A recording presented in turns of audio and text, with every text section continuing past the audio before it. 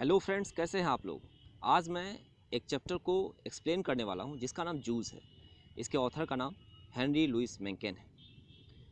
तो सबसे पहले हम लोग जानते हैं ऑथर के बारे में, जिनका नाम हेनरी लुइस मेंकेन। हेनरी लुइस मेंकेन का जन्म 12 सितंबर 1880 को हुआ था और उनका निधन 29 जनवरी 1956 को हुआ था। हेनरी लुइस मेंकेन एक अमेरिकन जर्नलिस्ट थे, एसेइस्ट थे, सेटरिस्ट थे, कल्चरल क्रिटिक थे और अमेरिकन इंग्लिश के विद्वान थे। जर्नलिस्ट मतलब होता है पत्रकार, एसेइस्ट मतलब होता है निबंधकार, सेटरिस्ट मतलब होता है व्यंग्यकार। क्रिटिक कहते हैं एक ऐसे आदमी को, a critic is a person who writes about and expresses opinions about things such as books, films, music और आर्ट। हिंदी में इसे हम लोग क्रिटिक को हम लोग आलोचक या समीक्षक भी कहते हैं। स्कॉलर मतलब विद्वान होता है। हम लोग कुछ और भी जानते हैं हेनरी लुइस मेंकेन के बारे में। हेनरी लुइस मेंकेन ने सोशल सीन मतलब सामाजिक परिदृश्य, लिटरेचर मीन्स साहित्य, म्यूजिक संगीत, पॉलिटिक्स एंड पॉलिटिशियंस मीन्स राजनीति और राजनीतिज्ञों, pseudo experts means false experts तथा फॉल्स रिफॉर्मर्स मतलब झूठे सुधारकों के बारे में काफ़ी कमेंट किया है। मेंकेन विज्ञान के पक्षधर थे तथा वैज्ञानिक प्रगति के इच्छुक थे। वे एक अमेरिकी अंग्रेजी के विद्वान थे। इंग्लिश लैंग्वेज किस प्रकार से यूनाइटेड स्टेट्स में बोला जाता है, इस पर भी उन्होंने काफ़ी कुछ लिखा है। दोस्तों, ये हुआ, हम लोग इतना जाने हम लोग हेनरी लुइस मेंकेन के बारे में। हम लोग और भी जानते हैं इस चैप्टर के बारे में जिसका नाम जूस है।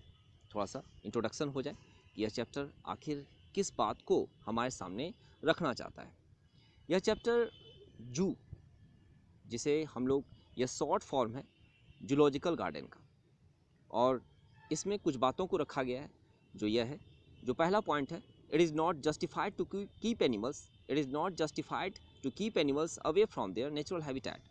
मतलब जानवरों को उनके प्राकृतिक आवास से दूर रखना न्यायसंगत नहीं है। दूसरा पॉइंट है, animals should not be kept in juice for public display. सार्वजनिक प्रदर्शन के लिए जानवरों को चिड़ियाघरों में नहीं रखा जाना चाहिए। तीसरा पॉइंट है, zoos are a cruel and witless place of amusement which should be banned. चिड़ियाघर मनोरंजन का एक क्रूर और बुद्धिहीन स्थान है जिस पर प्रति। फ्रेंड्स, अब हम लोग पैराग्राफ वाइज पूरे चैप्टर को समझने की कोशिश करेंगे।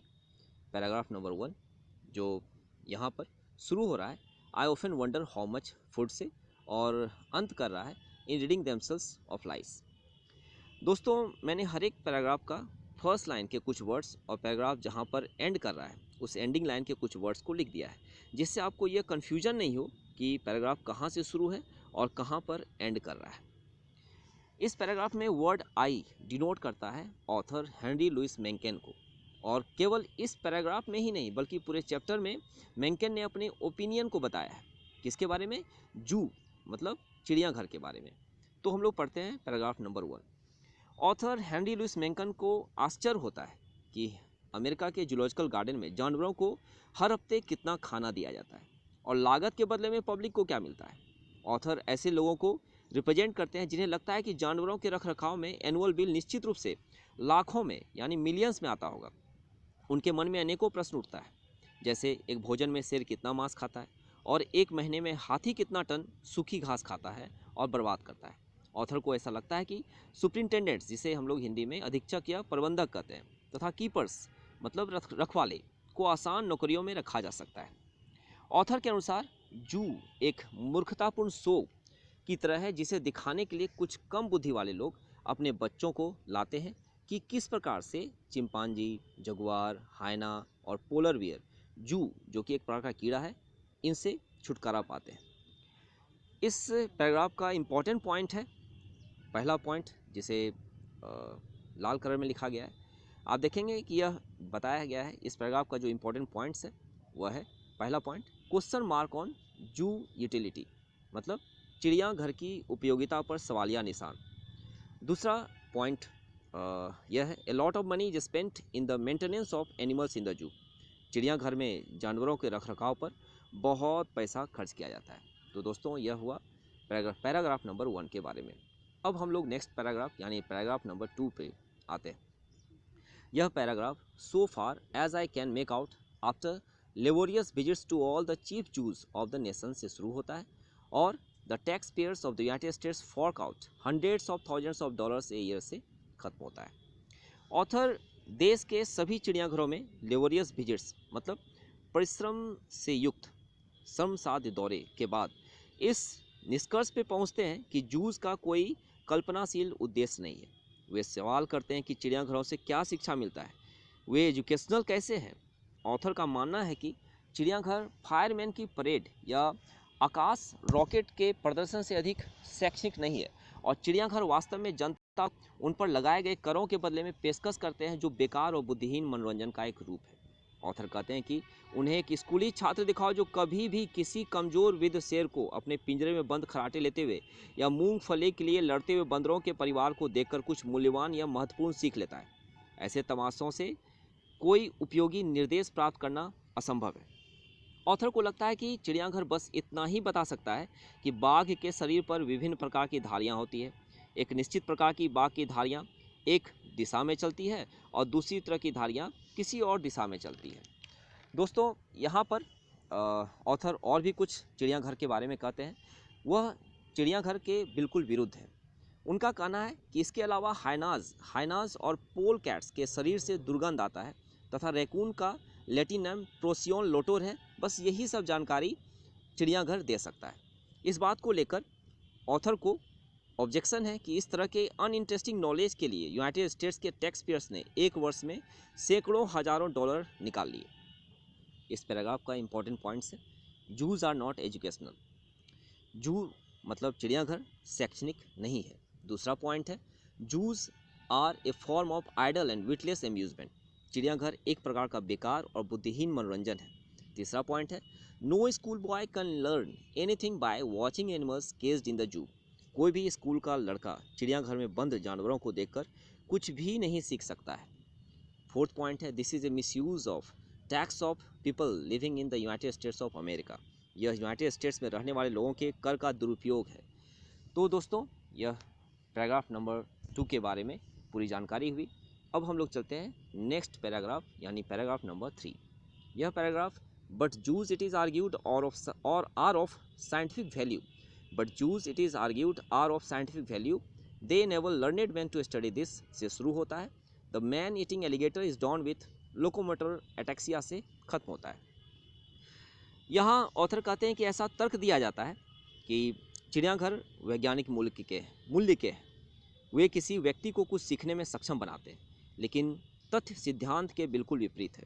ऑथर यह सच्चाई सभी के सामने लाते हैं कि किसी भी मूल्य की कोई भी वैज्ञानिक खोज, यहाँ तक कि खुद जानवरों के लिए भी कभी भी चिड़ियाघर से नहीं निकली है।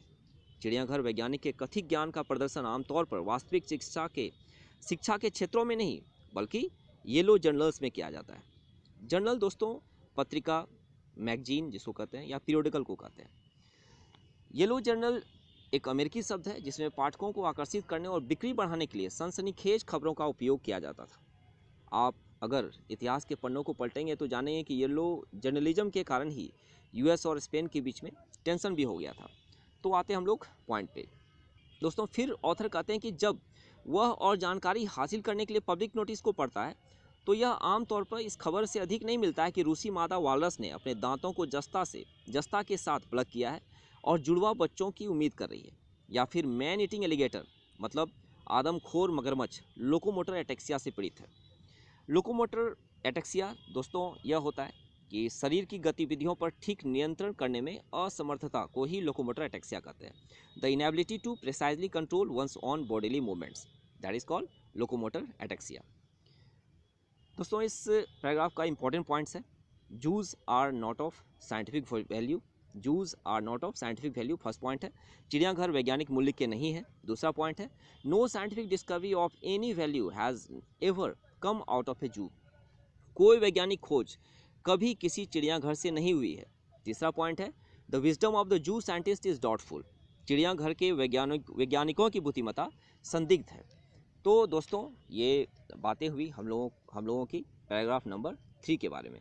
अब हम लोग आते हैं नेक्स्ट पैराग्राफ जो कि पैराग्राफ नंबर 4 है, जो शुरू होता है list of all zoos produce से और एंड कर रहा है penned up and tortured but from animals in a state of nature. यहाँ ऑथर एक क्वेश्चन करते हैं कि क्या चिड़ियाघर हमें जानवरों के व्यवहार के बारे में कोई नया ज्ञान देते हैं, लेकिन उन्हें इसमें भी निराशा है, क्योंकि जानवरों के व्यवहार के बारे में सटीक जानकारी तभी मिल सकती है जब जानवर आज़ाद और अपने प्राकृतिक आवास में रहें। इस पैराग्राफ का इंपॉर्टेंट पॉइंट है, Zoos do not produce any new knowledge about animal behavior because animals are not in a state of nature in the zoo. चिड़ियाघर जानवरों के व्यवहार के बारे में कोई नया ज्ञान पैदा नहीं करता है, क्योंकि जानवर चिड़ियाघर में प्रकृति की स्थिति में नहीं है। अब हम लोग दोस्तों हम लोग पढ़ते हैं पैराग्राफ नंबर 5। यह paragraph a scholar studying the habits of the giraffe for example and confining his observations 2 से शुरू होता है और एंड कर रहा है him in Sing Sing or of a juggler by first cutting off his hands is inaccurate and also sounds rather imbecilic. यहाँ author Henry Louis मेंकेन बोलते हैं कि उदाहरण के लिए अगर एक विद्वान जिराफ की आदतों का अध्ययन करता है और चिड़ियाघरों में नमूनों से अपने ऑब्जर्वेशंस को सीमित करता है, तो वह इस निष्कर्ष पर अनिवार्य रूप से आ जाएगा कि जिराफ एक गतिहीन और उदासीन जानवर है जो एक समय पर घंटों तक खड़ा रहता है और घास और गोभी खाता है। ऑथर का कहना है कि ऐसा ज्ञान बिल्कुल मूर्खतापूर्ण है जो किसी ऐसे ज्यूरिस्ट कंसल्ट के मनोविज्ञान का अध्ययन है जिसे सिंग सिंग प्रिजन में डाल दिया गया हो, या फिर ऐसे जगलर के मनोविज्ञान का अध्ययन है जिसका हाथ ही काट दिया गया हो। ज्यूरिस्ट कंसल्ट मीन्स जज और लॉयर, जगलर मीन्स बाजीगर। आपने देखा होगा कि एक व्यक्ति बहुत सारे ऑब्जेक्ट्स जैसे बॉल्स या बोटल्स को फेंकता है और फिर कैच करता है, उसे ही फ्रेंड्स जगलर कहते हैं। इसका मतलब यह हुआ कि जिस प्रकार से किसी जज या लॉयर या ज्यूरिस्ट कंसल्ट के मनोविज्ञान को हम प्रिजन में कैद करके नहीं जान सकते हैं, जगलर के आर्ट को हम उसका हाथ काट कर नहीं जान सकते हैं, ठीक उसी प्रकार से हम एनिमल के बिहेवियर के बारे में सटीक जानकारी तभी मिल सकती है जब जानवर आज़ाद और अपने प्राकृतिक आवास में रहें। इस पैराग्राफ का इंपॉर्टेंट पॉइंट है, a scholar can not conclude animal behaviour by seeing animals in the zoo. चिड़ियाघर में जानवरों को देखकर विद्वान जानवरों के व्यवहार का निष्कर्ष नहीं निकाल सकते। दोस्तों हम लोग आते हैं अब पैराग्राफ नंबर 6 जो शुरू हो रहा है there remains then the only true utility of a zoo से, और एंड कर रहा है instead of that we spend a lot of money to feed his degrading appetite and further paralyse his mind. यहाँ ऑथर कहते हैं कि चिड़ियाघर की एकमात्र सच्ची उपयोगिता यह है कि यह बेवकूफ़ों के लिए बचकाना और व्यर्थ का शो है, और इसके लिए टैक्स पेयर्स को लाखों पसीना बहाने के लिए मजबूर नहीं होना चाहिए। ऐसा व्यक्ति जो अपना समय बंदरों को एक दूसरे का पीछा करते हुए या शेर को अपनी पूंछ कुतरते हुए या छिपकली को मक्खियाँ पकड़ते हुए देखते बिताता है, वह उसी तरह का आदमी है जिसकी मानसिक कमजोरी को सार्वजनिक खर्च पर सुलझाया जाना चाहिए, ना कि उसको बढ़ावा देना चाहिए। ऐसा व्यक्ति सार्वजनिक दायित्व है और समाज को उसे सुधारना चाहिए। इसके बजाय हम उसकी अपमानजनक भूख को पोषण करने के लिए बहुत पैसा खर्च करते हैं और उसके दिमाग को पंगु बना देते हैं। इस पैराग्राफ का इंपॉर्टेंट पॉइंट है, ए जू is a witless public display for the unintelligent. मतलब चिड़ियाघर अनइंटेलिजेंट लोगों के लिए एक बुद्धिहीन सार्वजनिक प्रदर्शन है। अब दोस्तों हम लोग आते हैं अंतिम पैराग्राफ पे, यानी पैराग्राफ नंबर 7।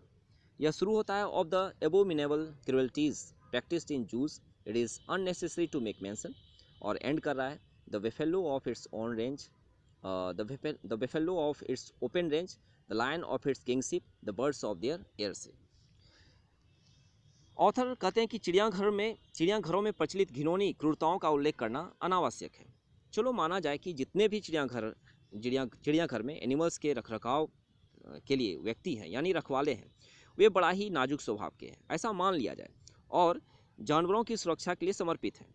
लेकिन ये जो काम करते हैं, मतलब जो रखवाले जो काम करते हैं, वह जानवरों की मूल प्रकृति पर एक अंतहीन युद्ध है, और वे लोग हर दिन जानवरों को घृणित यातनाएं देते हैं। इससे ज़्यादा उदासीन दृश्य क्या हो सकती है कि एक टाइगर पिंजरा में कैद है, एक जंगली बंदर उदासीपूर्वक छालदार पेड़ की ठूंठ पर चढ़ रहा हो, या एक बाज को उसके रहने के स्थान पर जंजीर से बांध दिया गया हो। ऑथर हेनरी लुइस मेंकेन यह प्रश्न उठाते हैं कि मनुष्य को इससे क्या लाभ हो सकता है अगर सील को उसके प्राकृतिक आवास आर्कटिक के बर्फीले क्षेत्र से अलग कर दिया जाए, हिपोपोटामस मतलब दरियाई घोड़े को मुलायम कीचड़ या पानी की कुंड से अलग कर दिया जाए, भैंस को खुले परिसर से, शेर को राजपथ से, और चिड़िया को हवा से अलग कर दिया जाए। दोस्तों इस पैराग्राफ का इम्पोर्टेंट पॉइंट है, First point, Jews worldwide justify their existence through three objectives: conservation, education and research. But the reality is completely different. मतलब चिड़ियाघर दुनिया भर में तीन उद्देश्यों के माध्यम से अपने अस्तित्व को सही ठहराता है: संरक्षण, शिक्षा और अनुसंधान। लेकिन वास्तविकता पूरी तरह से अलग है। दूसरा पॉइंट है, the animal is deprived of its natural social structure and companionship. पशु अपने प्राकृतिक, सामाजिक संरचना और साहचर्य से मतलब कंपेनियनशिप से वंचित है। तो दोस्तों, फ्रेंड्स, आप ये बिल्कुल याद रखेंगे और यह चैप्टर क्या मैसेज देना चाहता है उसे समझने की कोशिश करेंगे। So friends, this chapter gives A clear message that it is not justified to keep animals away from their natural habitat. So friends, be kind to animals. Thank you all.